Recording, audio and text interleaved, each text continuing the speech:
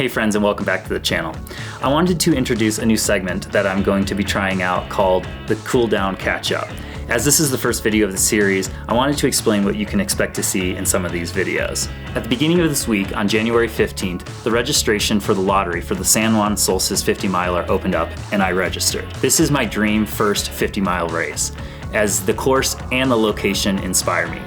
The race allows 300 entrants, and this year they're doing a 50-50 draw in the lottery, 50% of which are first-time runners such as myself, and the other 50% are runners who have either attempted or completed the race before. As of right now, there are about 367 entrants for the lottery and about 10 days remaining until the registration closes on January 31st, and then the drawing results will be on February 1st. I have my fingers crossed, and I hope you all will put out some good vibes into the universe for me. I will keep you updated in the following weeks and let you know what the lottery results are and where I stand. Anyways, last week I started up a training block that's doubling up for both my training for the Wausau Limitless race on May 3rd in Wausau, Wisconsin, and my optimistic outlook that I will indeed get into the San Juan Solstice, which is ran on June 22nd. The Cool Down Catch-Up series is going to be a weekly video, or possibly every other week, that keeps you up to date on my training process. But not to bore you week after week,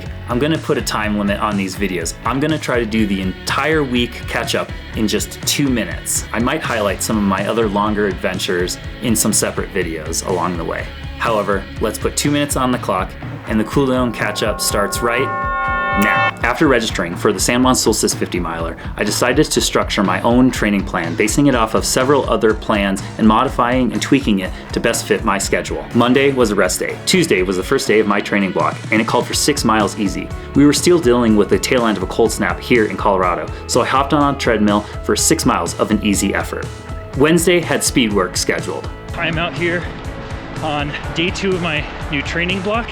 4 miles with strides, 10 by 30 seconds, 1 minute recovery. Probably gonna do about a mile warm up, do the strides, whatever the remainder time, cool down, trying to keep the heart rate a little bit lower.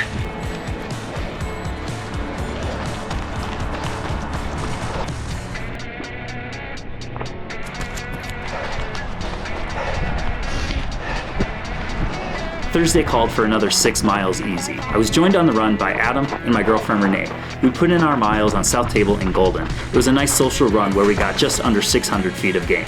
Friday, I'm going to consider an active rest day. I got up early and did uphill at Winter Park for some fitness with my friend Caitlin, where we got about 2,316 feet of vert. We then stayed for open and skied for a few hours before I headed down for an evening yin yoga class with some friends. Saturday was a complete rest day in terms of running and uphill fitness, but I did spend the day skiing with my girlfriend Renee and 2 of our friends, Jess and Ileana. Sunday was my long run day, and since I'm planning on doing a backyard style ultra, we formatted that run in the same way. We did 5 laps, 5 hours, on the hour, every hour, 4.2 miles and about 500 feet of gain. In between laps, we had base camp set up at Adam's house where we could stop between each lap to rest, refuel, and resupply for the following hour and lap. In total, we ran 21.25 miles with about 2,356 feet of gain with just under 4 hours on course time within a 5-hour window.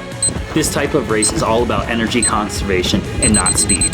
And that was my week.